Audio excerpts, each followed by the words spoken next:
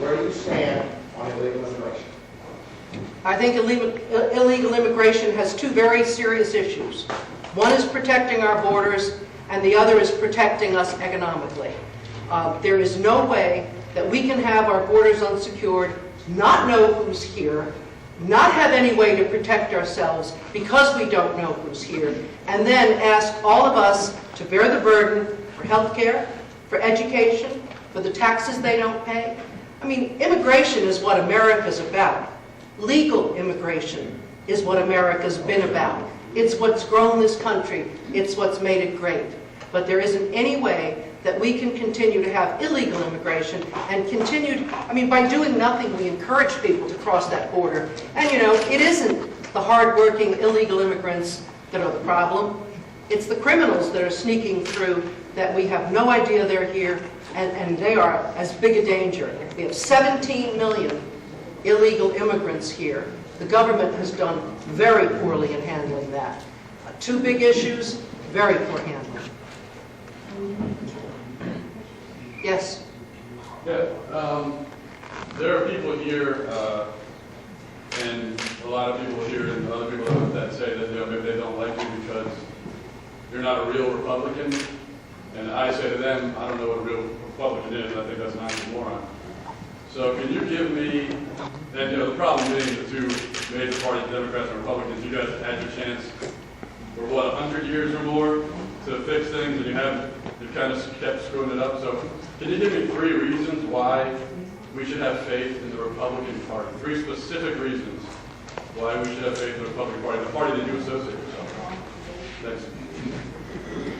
I think the biggest reason, one reason you should have faith in the Republican Party is that a Republican like me has heard the message that the Tea Parties, that 9/11, the rail splitters are saying. They're saying, America, you are not listening to a majority of the people. You are not listening to us who want free enterprise to be protected. There is no question the parties, both parties, have to reinvent themselves if they're going to survive. But I think we have a better chance at taking the Republican Party and its interest and its love for free enterprise and making it more inclusive so it includes all of the facets that have been ignored than to try to take the Democratic Party with its liberalism and try to do it in that party. I think the names are wrong. I think you have conservatives and Republicans and liberals in the Republican Party as you do in the Democratic Party. I think this election, above all, may help sort that out so that we begin to have like-minded people in each party. And then when you vote, you can vote the free enterprise system or the liberal socialist model. Yes? I have a 2-part question. Part 1 is, what is your position on cap and trade? When we were talking about all that extra, all right, what is my position? I'm against it.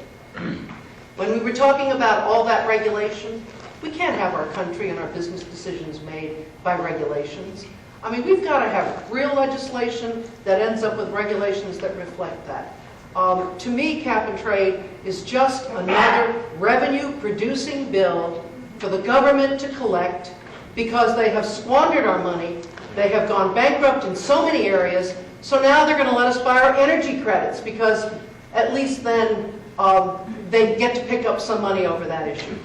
Scientific evidence for me is not strong enough on either side. I think there's much more work to be done on that before we can decide what we need to do. And I think any bill on that is premature when we don't know what it is we're voting on and how that balance is. Second part. What do you think of a Republican representative that would vote for cap and trade? Well, I don't know about that, but I'm thinking about the Republican representative who voted for it and when asked about it said, I made a mistake. I voted yes when I should have voted no.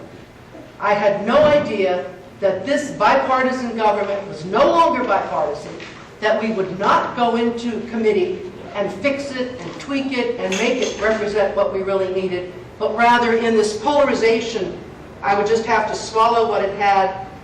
And I have to say, I had more respect for him for at least being able to say I made a mistake. I haven't seen anybody in the White House say anything about making a mistake, and God forbid Nancy Pelosi would ever even think that she made a mistake.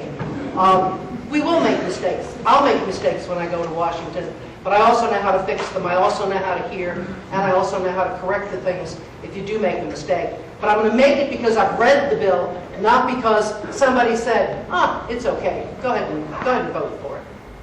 If you listen to the people, you won't make a mistake. I intend to do that. Thank you.